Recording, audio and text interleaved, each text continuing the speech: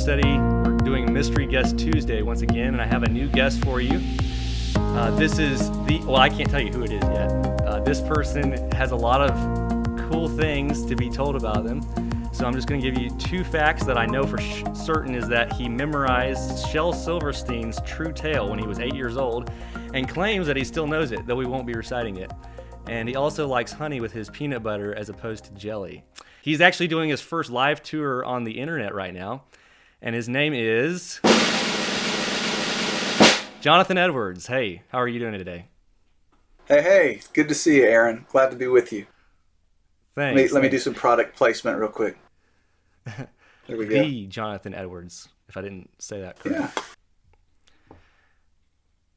I would say the one and only, but sadly there was another theologian. I don't even call myself a theologian, but there is a theologian named Jonathan Edwards who's probably more people know him than me. Yeah, there's a lot of Jonathan Edwards, in fact. But some people don't know who you are on this channel, probably, 5-Minute Bible Study. So go ahead and we won't go into our history. If nobody knows, I think we're related a little bit. That's kind of a side. Nobody needs to really ask questions about that.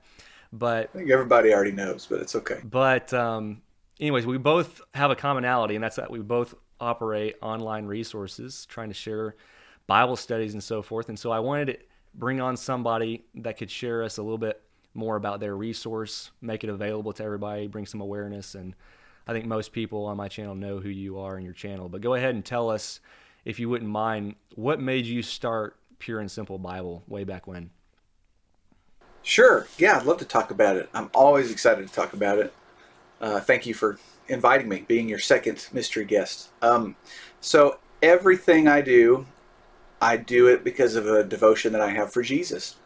And so as you can see on my handy whiteboard up here, that's kind of what I've become known for. So I thought I'd just lean into it for today's conversation. But my family, who I am as a man, my character, my life, even my job now is all because of Jesus.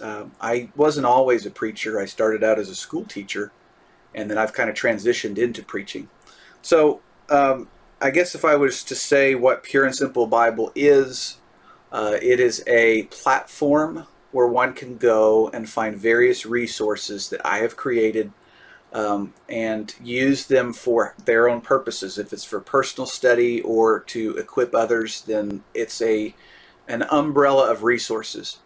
And what I'd like to do maybe is explain the motivation behind it, if I can do that for just a minute, and maybe people can better appreciate what it is. So necessity's the mother of invention, and just like how a lot of things operate on supply and demand, there was a demand in my life for free, high-quality resources, but there was no supply.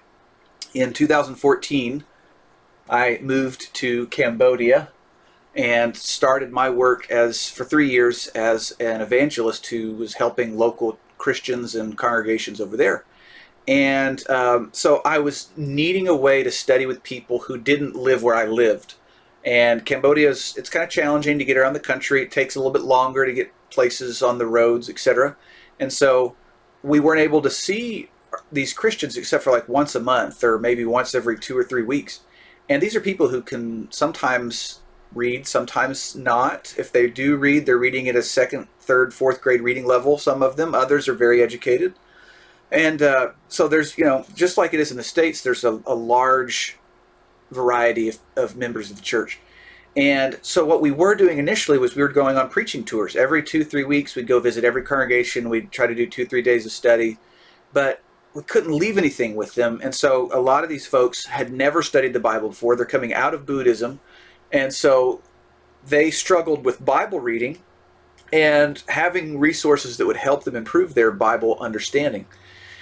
So it just so happened that my dad had some series that he preached when he was working with churches in Malawi, Africa. And one of these series was called Redemption. And one of these series was called The Church, and it, very simply named. And so I took this, it was one page that my dad had these notes on. And so I took these outlines on redemption and I started working on a series of Bible studies. I wanted people in Cambodia to know about redemption, about the plan of redemption from Genesis to Revelation, about Jesus and why he's different than any other religious or holy person. Anyway, so all of those studies came to be known as the Redemption series. And because I'm probably not the most original of guys, I just wanted my titles to reflect what the content was all about. And so we called that one the Redemption series. And we would take it, we would preach it, and then we were able to leave those resources with people in other countries, specifically in Cambodia. And so here I am kind of wondering, how can I help people? Originally in Cambodia and then here back in the States. And so here was my list of qualities. I was a preacher's kid, and so I've been around this kind of stuff for my life. I'm a Jesus follower. It's my faith. I love Jesus. I'm devoted to his cause. And, I did have that crisis of faith going in college of, is it my own or is it somebody else's? And I've come through that leaning heavily on the Lord. I was a school teacher, so I have 7 years of experience in the classroom with kids. And then moving into preaching, I crossed out Jedi, but I was a master. I wish I could say I was a Jedi master, but I was a master.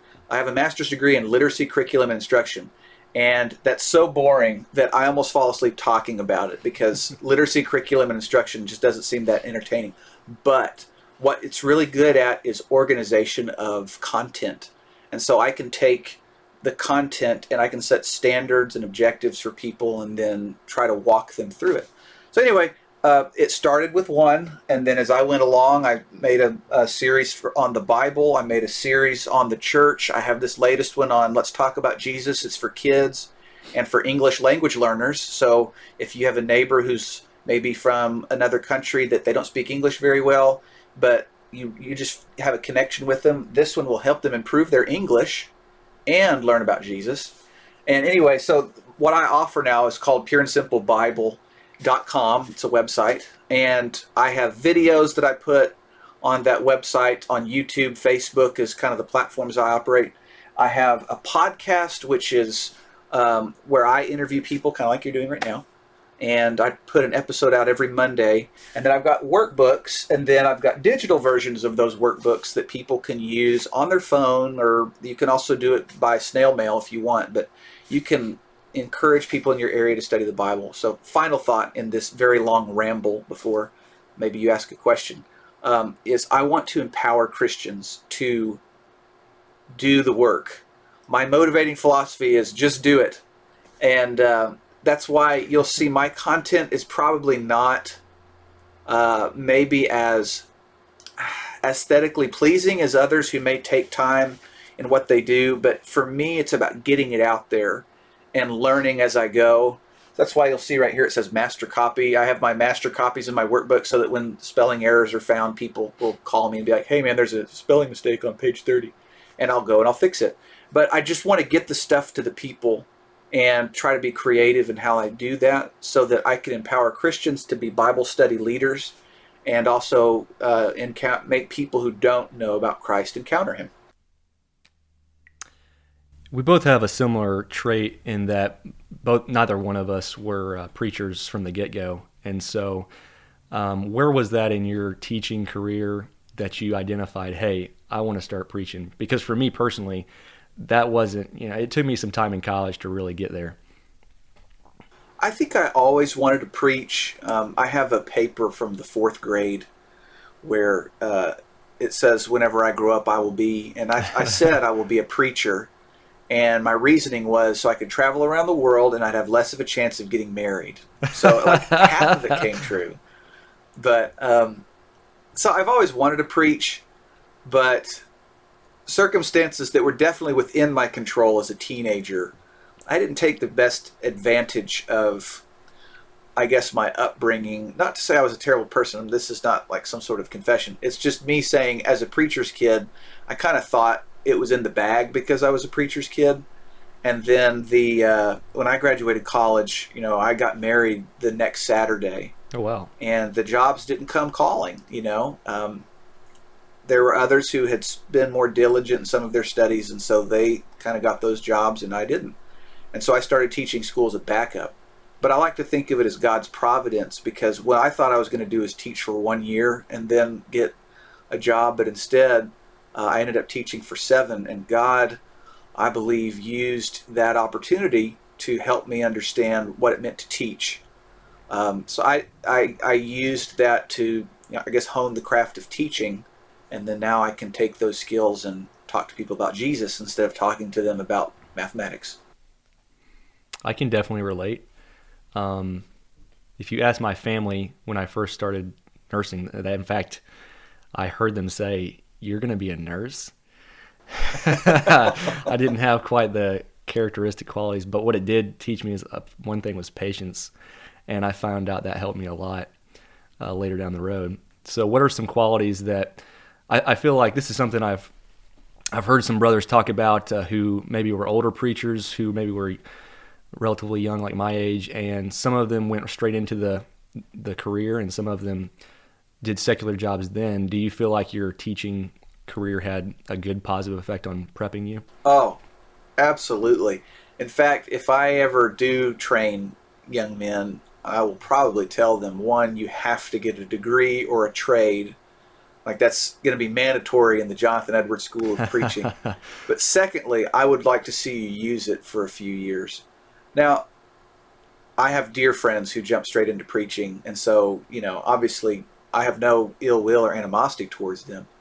But some of the skills that I learned, being just I suppose, a local teacher, and being an employee of beyond the church, you're working for a boss. And I know I'm working for the Lord, and I have a local church that I work with, but in a way, the day by day of what I do right now is very much, I'm my own boss. Yeah. And so I have to be very diligent, very disciplined with my time. And 7 years of school teaching where you're on the clock, like the kids are coming in at 7:50, they're leaving at 3 o'clock, you've got all this content, you've got staff meetings, you've got after school stuff, you're grading pay, all that work, it just teaches good work ethic. And so that would be something I think is very valuable with secular work, is that it just teaches you to work, so that when you jump into preaching, I don't think any of us jump in thinking I'm only working on Sundays, although some people might joke that with us. But for our guys who are wondering, how do I fill my time on Monday through Saturday? I think whenever you've had jobs other than preaching and you kind of learn the job and how to stay busy, then you can take that and apply it to preaching. Well, I agree with everything you said 100%. I can definitely relate. And I don't know that I'll ever have the influence to have a school of preaching, but nonetheless, if any young destitute soul comes my way, I'll have to tell them the same thing. They probably come to their last step, and so they've finally reached my doorstep. One thing I do want to ask your take on and share with everybody else. I just had a brother recently. He called me up, or he texted me, and he said, "Hey, I would like to do some online video production like you do," which was flattering because like you said, and my production's not even as impressive as the repertoire you have on YouTube. But anyway, so I was like, man, what do I tell this guy who wants to do online videos and so forth? And one thing that you said at the beginning I think is key, and it is the balance between quality, high quality, as you particularly said, and then getting the information out there. What would you tell somebody, other brothers out there who want to kind of go the same route? I would tell them, make what you enjoy watching. Nobody, in my opinion, likes to put something out there that's as dry as toast and not compelling, not dynamic, because we don't watch stuff like that unless you have a very specific niche thing that you're looking for. Let me give you an example of something niche. I'm a hobby beekeeper, and so I will watch a 35-minute YouTube video on how to requeen a colony that's queen has died, because I need to know something. But when I casually go on YouTube, I'm not casually looking for 35, 40, an hour, 2 hour long video on something specific. I'm typically looking for the 3, 4, 5 minute something to help me as I'm waiting for the elevator, whatever the case is. So I enjoy that short stuff. So that's kind of where I started. I started making whiteboard videos, little, I hate saying devotional because that I think takes away from what I was trying to do, but these little devotional type videos, short study videos and thus, pure and simple, I'm trying to stay within my brand. So yeah, I would tell guys that are interested in making content is make content that you love to watch yourself, and you'll find that you're I guess motivated to do it more than you would be if it was content that you're completely out of your element on. I understand that. One thing that you just referenced, something that you enjoy doing, kind of implies that there are days where it's difficult to keep on and motivate yourself. I'm assuming, because I know I experienced that. Yes. In fact, the series I'm doing right now, video series, I'm at the last leg, and I'm on a cane trying to finish. And so I was going somewhere with that. How do I keep going? Yeah, when I don't want to go anymore? How do you motivate yourself? And I know for a fact what people don't see, and I don't know this because I've asked you and you've told me, but I know for a fact, just from personal experience, that you go through days where it's just difficult, and there's a lot of mundane work that goes into the online resource forum. So, yeah, just give us your bit on it. Where to begin? There's a lot I could say on this. First, you need to be balanced outside of your work, especially for guys who are preachers or teachers are putting content out there. You need to have an outlet. You need to exercise. You need to take care of yourself. You need to eat right. You need to get sleep. If you're married and you have kids, you need to spend time with your wife and your kids. You've been called to do that first. So I guess Amen. to start with that is you've really got to get your priorities straight. And spending 15 hours editing a video for 20 views on YouTube is just not worth neglecting your wife and kids. Yeah, absolutely. And this is coming from a guy who's done that. Okay, so getting whatever the number of views that's going to give you happiness, it's never going to be enough. I've had videos that I've labored on, hours, that get 50. And then I have a video, the number one video I've ever made is not even religious. It's from when I was a school teacher, and it's called Wah, an Icebreaker, W-A, Wah, an Icebreaker. And it was this game where you go, wah, Yeah. wah, wah, like that. It's got 500,000 views. Wow. Now, that's just not fair that Wow. I could take it was with my phone of my fourth graders playing the game Wah, put it on YouTube, and it gets 500,000 views, and then here I am slaving away, to talk about the inspiration of the scriptures, and 30 people watch it. So a couple things on that. First, you got to balance yourself. You have to walk away from this stuff and spend time with your family and make sure that you can clock out. Side note, for the younger guys who are getting into preaching, you have to model a good lifestyle, and so you've got to get out. I feel guilty. I know you do too, probably, Aaron. But there's always more hours in the day we think we could devote to preaching, but we've got to get out of the office, so to speak, and be with those that we love. Yeah. Secondly, it's not about the number of views. It's about the number of lives that you impact. And some of us are called to impact 10, and others are called to impact 10,000. I'm probably more closer to 10 than 10,000. But my satisfaction comes when people send me an encouraging text or a message that says, hey, I watched your video and I really needed that this week.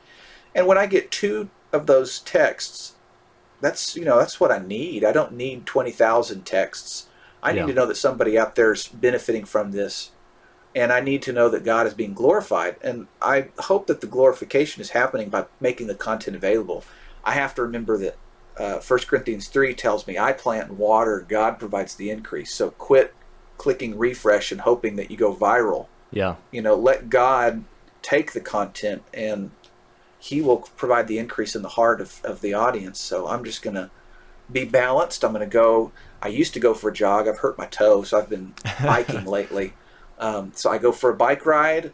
I play Mario Party on the Nintendo Switch, and Marissa and I like to watch Gardener's World with Monty Don, and that's what I do to stay balanced. And with my other works, I'm more than this online presence. Right now, especially during the Corona crisis, it does seem like it's taking up a lot of my work time. But in an average work week of 50 hours, I bet 20 hours of it goes into digital, and then 30 goes into Bible studies, preparation for sermons, and visiting others, etc. Yeah. Well, that's all very good. In the part 2 of this episode, just to give everybody a heads up, we're going to be doing a little Q&A more on scripture-centered issues relating to social media, the internet usage, and using that to preach the gospel and so forth. So stay tuned for that. But before we get into that, and we'll be airing that the following week, I just wanted to ask Jonathan, do you have any other comments or just opinions on the things we've been talking about? Any inspiration you want to give people who are watching? Oh, yeah. I have lots of opinions on this, man. This is it's something I'm very passionate about. The Bible says several times that we are not to be two-faced, not to be hypocrites. And so who you are on the content that you put out there really needs to be as true to who you are in real life. And I think that's going to go the extra mile. So that's maybe something extra I'd like to throw out there is you've got to do your best to be yourself. You may notice that I'm wearing a buttoned-up shirt and pants. What you can't see is that I'm wearing my work shoes. Let me pull them up there so you can see those real quick. But I think that I want to present Jonathan as you would see Jonathan if we had a Bible study at Starbucks. Yeah. And this is what I would wear. Probably not my work shoes. I would probably put on my dress tennis shoes that I would wear for going to have a Bible study. But I want to be true to myself, and I don't want to be fake, because I feel like I can, and I feel like other people can smell a fake. And when sincerity is lost, it's hard to listen to the message. And Titus chapter 2 verse 10 talks about how we're supposed to adorn the doctrine of Christ, and that adorning just simply means that I'm speaking the truth, but I'm speaking it in such a way where I have honesty and integrity, and people know that I care about them and the message, and then I'm not just trying to be like and squish them. Yeah, I think those are all good points. I was just telling somebody, I don't like scripted videos, where you can tell the person's reading off of those, I don't know what you call them. They give you the words, the teleprompter. The teleprompter. Yeah, I don't really, personally, you were talking about make stuff that you like to watch, and I can see when somebody's doing that, and that's all I can think about then. And maybe it's because I make videos, but so I try to at least speak from the heart a little bit, speak only what I know. Well, when you speak from the heart, you can speak kind of extemporaneously. You can kind of speak, it kind of flows out of you. Yeah. When you're not speaking from the heart, it is a lot harder. Let me give you a couple examples. I've tried to make some gardening videos. I guess I'm just bored on quarantine, but we have a nice backyard. We put a lot of work into it, and I wanted to share that with people. And that guy I mentioned earlier, Monty Don, he's a British guy, and he can talk to you about tulips and other flowers for just minutes. And it pours out of him. He never says the word Yeah. Actually, I mentioned that to my wife last night. He never says He's always talking passionately. And when I tried to make this video about gardening, I was like, you gotta go put that thing in the dirt. And I found that it was really challenging. But when it comes to the Bible, not to say I'm perfect, man, you watch any of my videos where I'm speaking from the heart, and I do tend to say the word a lot. But the content does seem to flow. And so I guess for those out there, I do have a teleprompter. There are certain videos where I use a teleprompter. I do my absolute best to try to I try to cross my eyes a little bit and make it fuzzy so that I don't follow each word on the teleprompter. People probably think I'm cross-eyed. But I wasn't trying to turn this into a confessional, by the way. Now, the point is, I want to see videos. The content I want to see is what I've told you what you're passionate about. So if a guy could set up his phone while he's fishing, and he could tell me about how Jesus is a fisher of men while he's fishing, that sounds like a really cool little video. I would be interested in watching if I'm casually on YouTube. I think there's a time and a place for a more formal video. Some of my brethren who I love are doing works that are far more reaching than I'll ever do. And they have a very formal approach. You know, they're wearing a suit and tie, they're reading from a teleprompter, and these guys are doing a fabulous job. I think that's true to their character. They tend to be more, I don't want to say formal, but they tend to be true to that genre in their preaching, and we got to have that. So I guess in this long ramble that I'm going through, I want to say this: there's room at the table for all of us. Yes, there's room at the table for.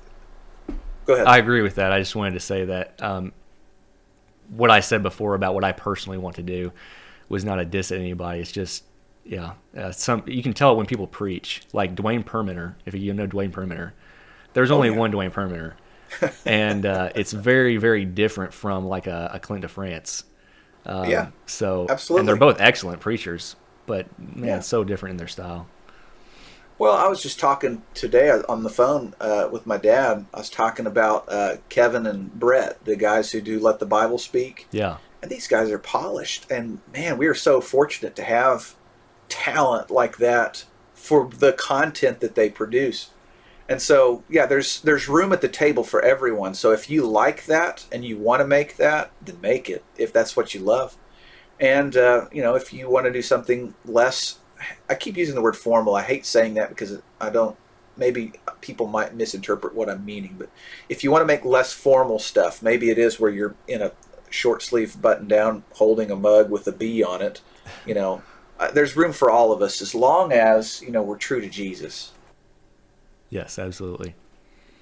Well, I think those are all good points. We might actually be talking to, I guess, just those guys that want to do online resources, I guess is what it's turned into. But I hope that everybody has gotten a little insight into the life of a preacher who does do this stuff and maybe appreciates your work more. I honestly had not gone on to your YouTube channel maybe one time until a couple of weeks ago. I went on there and I wanted to just see what you had available. And man, I was blown away by how much content there was. But besides that, it wasn't just content, it was of a higher quality. And I was really impressed with your database. Then I've been working on a workbook, my first workbook this week. And then I looked at your workbooks and I was thinking how much time you must have put into those, because I knew how much time I had put in mine. And people don't see that. So I want to just let everybody know that they should appreciate your efforts. And anyways, I know that you don't want me probably to flaunt you and all. Well, I'll tell you a couple things. Thank you, first of all, for what you said. I'll say a couple things.